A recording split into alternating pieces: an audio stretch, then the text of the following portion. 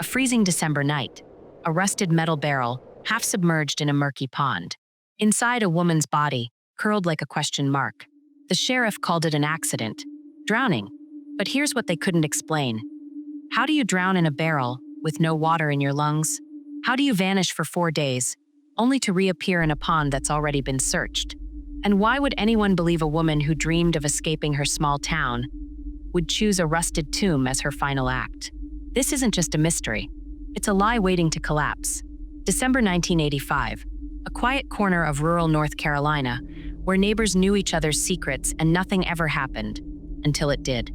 Imagine the crunch of frozen grass underfoot, a brother's flashlight beam skimming the surface of a stagnant pond, then a glint of metal, a barrel, and inside her, Debbie Wolfe, 29 years old, a woman who'd walked out of her brother's house just 4 days earlier, vanished into the December dark, and resurfaced in a scene so grotesque, even seasoned investigators froze. The sheriff called it an accident, a tragic drowning. But let me ask you this. Since when do drowning victims fold themselves into steel barrels? Since when do they screw the lid shut behind them? And since when does a body hide in a pond for 4 days, in a town where everyone knew where to look? Debbie's death was stamped closed before the pond water even dried. But the cracks in the story, they've only widened. Tonight, we pry them open. She wasn't just a name on a case file. Debbie Wolfe was the kind of person who'd stop her car to rescue a stray dog in the rain, who'd work double shifts at the hospital just to save up for a cross-country road trip she'd mapped out on her bedroom wall. At 29, she was fierce with her dreams, a nurse's aide by day, a wanderer at heart. Her co-workers called her the hummingbird. Always moving, always laughing, her pockets stuffed with candy for patients and Polaroids of sunsets she'd chase after her shifts. But Debbie had roots, too, deep ones. Her family's land in Pembroke was her sanctuary. That's why, in December 1985, she was buzzing with plans to move into a trailer just steps from her brother's home. A fresh start, close to the people she loved. On December 15th, she left her brother's house after midnight, her laughter trailing into the cold. She never made it to that trailer. For 4 days, her family searched. They waded through marshes, called friends, pleaded with deputies, all while the answer was right there. In a pond so shallow you could see the bottom. In a barrel so ordinary it could have held pickles or gasoline. But when her brother pried it open, there she was. Debbie, fully dressed. No scratches, no struggle. Just gone. The woman who'd wanted to see the Grand Canyon, the Pacific Ocean, the world, ended up in a 55-gallon drum. In a pond on the land she called home. The question isn't just how she died. It's how a life so vivid became a mystery so small. Let's freeze this moment. December 15th, 1985, 11:45 p.m. Debbie Wolfe clocks out of the hospital, her hands still smelling of antiseptic. She drives to her brother's house, shares a coffee, cracks a joke about the Christmas lights he hasn't taken down. At midnight, she leaves. 90 seconds. That's how long it should have taken to walk to her trailer. 90 seconds in the cold, under a sky choked with winter stars. But Debbie never arrived. By dawn, her family knew. They traced her path. No footprints in the frost, no torn clothing on the brambles. Just silence. The sheriff's deputies combed the woods, scanned the pond, even peered into wells. Nothing. For 4 days, the Wolfe family lived in limbo, calling morgues, tacking posters to gas station windows, begging the universe for a miracle. Then, December 19th, Debbie's brother walks to the pond behind their property, the same pond they'd checked a dozen times. The water is still, the reeds brittle with ice. But there, half submerged, he sees it, a barrel, rust bleeding into the water. And when he pries it open, Debbie stares back, fully clothed, hair perfectly combed, no signs of a struggle, just a woman folded into a steel coffin in a pond that was supposedly searched days earlier. Here's what they'll never explain. How does a 55-gallon drum, weighing hundreds of pounds, go unnoticed in a shallow pond? How does a body vanish, only to reappear in plain sight? Was it invisible on day one? Or did someone plant it there? After the search is ended, the official report is just 3 words: death by drowning. 3 words to erase a mountain of questions. 3 words to bury the truth. But let's peel back the lies. Let's start with the barrel. Debbie Wolfe was found fully clothed, jeans, sweater, even her shoes still tied. No mud on her soles. No rips in her sleeves. Her hands, smooth. No broken nails, no scratches, no skin under her fingertips. as if she'd never fought, never scrambled, never touched the barrel she was supposedly trapped inside. Think about that. Try climbing into a 55-gallon drum, cold metal, rusted edges, the stench of stale oil. You'd struggle. You'd bleed. You'd leave marks. But Debbie? She looked like she'd been placed there, like a doll in a box. Then there's the lid. A heavy, industrial-grade lid, screwed on so tight it took 2 grown men to pry it open. The sheriff called it an accident, a drowning. But how? How does a drowning victim, panicking, gasping for air, manage to screw a lid onto a barrel from the inside? Try it. Fill a bathtub, hold your breath, and close a Tupperware container underwater. You'll thrash. You'll fail. You'll drown. But Debbie? The lid was sealed like a tomb. Not a single fingerprint on it. Not hers. Not anyone's. And then there's the science. The facts. When you drown, water floods your lungs. It leaves traces, foam in your airways, bloating, the smell of decay mixed with pond sludge. But Debbie's autopsy? No water in her lungs. None. Her body showed no signs of drowning at all. So what killed her? A heart attack? Hypothermia? The report doesn't say. It just shrugs. Drowning, as if the truth was too heavy to hold. But the red flags don't stop there. Let's talk about the barrel itself. Rusted, yes, but not old. Not something you'd find forgotten in a shed. It was a clean barrel. No labels, no residue, no traces of what it once held. And here's the kicker. No one in Pembroke recognized it. Not her family. Not the neighbors. Not even the local junkyard. So where did it come from? Who brought it to the pond? And why was it conveniently left in shallow water, just waiting to be found? The sheriff's department had answers. Or rather, they had non-answers. The barrel must have floated up from the mud. But the pond was barely 5 feet deep. They'd dragged it days earlier. Maybe she crawled in there herself. With no scratches? No fingerprints? No logical reason? The lid could have been closed by the current. In a stagnant pond? With no current? And then the rumors. Whispers that a local deputy had been seen near the Wolfe property days before the body was found. Whispers that evidence vanished from the scene. A cigarette butt, a boot print, a shred of fabric. Whispers that the barrel was moved after the first search. But here's the problem with whispers. They're not evidence. They're ghosts. And ghosts can't testify. Debbie's family demanded a second autopsy. A real investigation. But the system shrugged. Case closed. No suspects. No trials. Just a 29-year-old woman in a barrel, reduced to a file in a drawer. So let's ask the question nobody else will. If this was an accident, why does every detail scream cover up? Why scrub a barrel of fingerprints? Why drown a woman without water? Why hide a body in a pond? And then pretend you didn't? The truth is out there. Rusting. Waiting. But in Pembroke, some secrets sink deeper than barrels. The case was closed in 1986. Case number #85-04571. Death by accidental drowning. 10 months of investigation boiled down to a single page. No suspects. No arrests. No justice. But the Wolfe family? They didn't buy it. They couldn't. Because the harder they pushed for answers, the harder the system pushed back. First, the autopsy report vanished. The one document that could have explained how Debbie died gone. The sheriff's office claimed it was lost in a flood. A flood that never damaged any other records. A flood that nobody in Pembroke remembered. Then witnesses started changing their stories. The neighbor who swore he heard shouting near the pond? He misremembered. The coworker who said Debbie feared someone watching her? She exaggerated. Even the timeline shifted. Suddenly, deputies claimed they'd searched the pond thoroughly before the barrel was found. But where were the photos? The reports? The proof? So the Wolfes hired private investigators. People with no badges, no budgets, no reason to lie. And what they found defied logic. Take the barrel. A 55-gallon steel drum, heavy enough to sink a body. But here's the thing. The Wolfe family didn't own one. None of their neighbors did. The local factories used different models. So where did it come from? A private investigator tracked down a salesman 200 miles away who'd sold similar barrels to the sheriff's department. Coincidence? Maybe.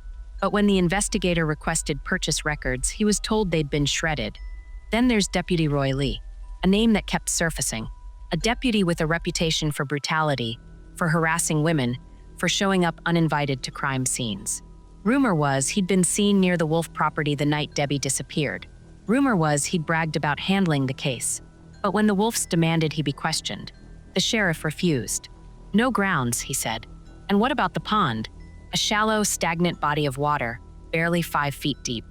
The Wolfes insist they searched it December 16th, the day after Debbie vanished. They waded in. They prodded the mud. They found nothing. So how, 3 days later, did a barrel weighing hundreds of pounds suddenly appear?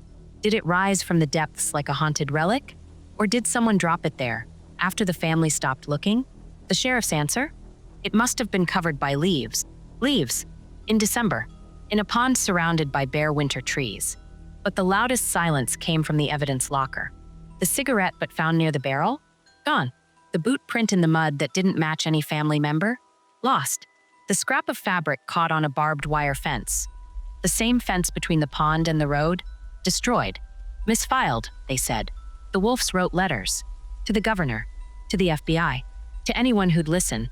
In 2016, they got a response. The case was too old to reopen. Too much evidence missing. Too many witnesses dead. But here's what they didn't say. Too many people in power didn't want it solved. So let's lay it bare. If this was an accident, why bury the autopsy? Why shred records? Why ignore a deputy with a motive? And why would a family have to beg for 40 years just to get someone to say, this doesn't add up? The system called Debbie Wolfe's death an accident. But accidents don't leave this many scars. Accidents don't hide this many lies. And accidents don't turn grieving families into detectives because the real detectives failed. Debbie Wolfe's death isn't just a mystery, it's a mirror. Stare into it long enough, and you'll see every shadowy corner of human nature. Lies, power, fear. Over the years, theories have bloomed like rot in the dark. Some are whispers, some are screams. All of them ask the same question. Who wanted Debbie Wolfe silenced? Let's start with the obvious. The deputy, Roy Lee, a man with a reputation for violence, especially toward women. A man who allegedly bragged about taking care of problems for the sheriff's department. Rumor says he was seen near the Wolfe property the night Debbie vanished. Rumor says he hated her, that she'd threatened to report him for harassment. But here's the catch. No one proved it. No one even tried. The sheriff's office shut down every request to question him.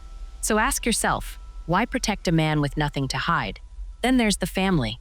A twisted theory floated by armchair detectives. Maybe Debbie's brother did it. Maybe they fought. Maybe it was an accident. But think, her brother was the one who found her. The one who spent years demanding justice. The one who died in 2020, still begging for answers. Does that sound like guilt or grief? But the darkest theories lie deeper. Pembroke, North Carolina in the 1980s wasn't just a town, it was a crossroads.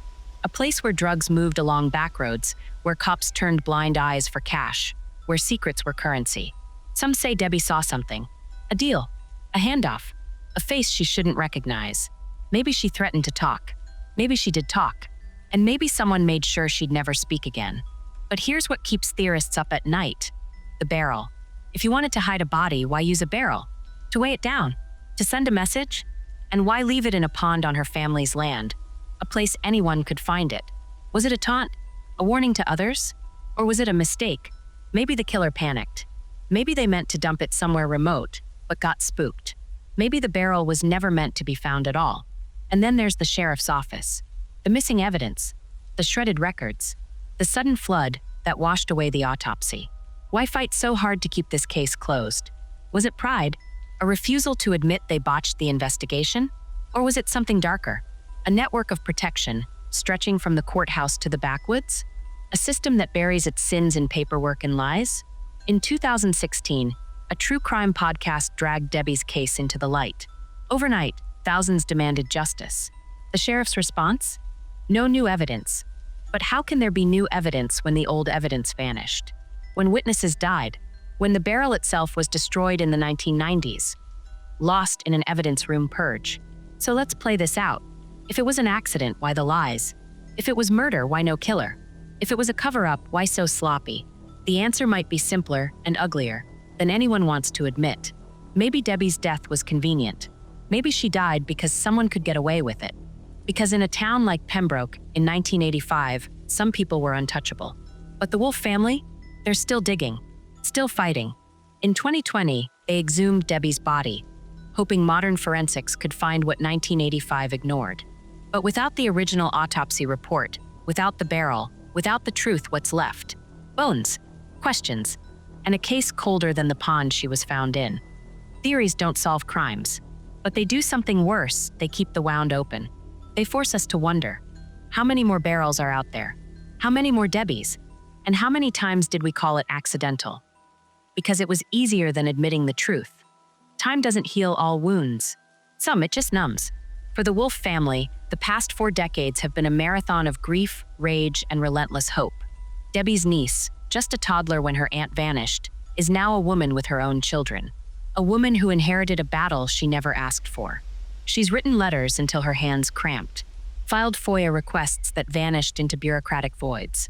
In 2020, she made the unthinkable choice: to exhume Debbie's body, to let scientists scrape at bones that had settled into silence. But without the autopsy report, without the barrel, without the truth, what answers could the earth possibly give? The family's evidence board is a mosaic of dead ends. Photos of deputies who've since died. Maps of the pond, now drained and overgrown. A copy of the original case file, 8 pages thick, half of them redacted. They've tracked down retired detectives only to hear, "Let it go." They've pleaded with journalists only to hear, "It's not a story anymore." But here's what they refuse to accept: Debbie Wolfe isn't a story. She's a scream trapped in amber. So why keep fighting? Because the alternative is surrender. Because every time they drive past that pond, they see the ghost of a barrel. Because every holiday there's an empty chair and a question mark carved into it. Was Debbie's death a string of unthinkable coincidences? A drowning with no water, a barrel with no origin, a deputy with no alibi? Or was it something worse, a collision of corruption and apathy, where a woman's life mattered less than the cost of justice? The sheriff's office says the case is cold. The Wolves say it's frozen, preserved in lies. And in 2023, when a rookie reporter filed one last FOIA request, guess what they found? Nothing. Just a note. Records destroyed in accordance with retention policy. A policy that conveniently erased every shred of Debbie Wolfe. But the family? They're still here. Still demanding the world look at that barrel and say, "This is wrong." Still forcing us to ask, how many other Debbies are buried under labels like accident or case closed? How many barrels are rusting in the dark, waiting for a flashlight beam to pierce the water? Debbie's legacy isn't a mystery. It's a reckoning. A reminder that some truths don't fade, they fester. That a lie wrapped in a badge can outlive the dead. And that in small towns, in big cities, in anywhere people choose silence over shame, there are barrels. Always more barrels. 40 years later, the water's gone. The barrel's gone. But the stain remains. And somewhere, someone still knows why. Before you click away, let's pause. Look around you. The room you're in. The walls. The locked door. Now imagine being trapped in a space no bigger than a coffin. Cold metal pressing your skin. Darkness so thick, you forget what light looks like. This is how Debbie Wolfe spent her final moments. Not in a hospital bed. Not on some open road chasing sunsets. In a barrel. A barrel someone put her in. A barrel someone closed. So I'll ask you again, what's your theory? Was it an accident? A prank gone wrong? A woman drowning in 5 feet of water, then folding herself into a steel drum like a letter into an envelope? Or was it murder? A deputy with a badge and a grudge? A drug deal witnessed by the wrong person? A small-town secret too ugly to survive the light? Here's the thing about barrels, they're meant to hold things. Oil, chemicals, secrets. But secrets rot. They rust. They leak. And 40 years later, Debbie's case is still oozing. Maybe you think the family's obsessed, that they should move on. But how do you move on when the grave keeps shifting? When every answer leads to 10 more questions? When the people who could end the nightmare won't? Or maybe you're like me. Maybe you're staring at your screen right now, itching to slam this into the comments. Cover up. The deputy did it. Follow the barrel. Do it. Debate it. Dissect it. Because here's the truth. Debbie's story isn't just hers anymore. It's yours. It's mine. It's everyone who's ever screamed into a void and heard an echo. So hit subscribe. Not for the algorithm. Not for the views. Do it because stories like this, they don't end when the video does. They creep into your dreams. They make you double-check your locks. They remind you that monsters aren't under the bed. They're in the headlines. In the cold cases. In the barrels. And if you think this is just a true crime story, you're wrong. It's a test. How many of us will walk away? How many will keep digging? How many will stand with the Wolves and say, "We're still here"? Listen, you hear that? The creak of metal, the groan of rust, the sound of a truth trying to get out.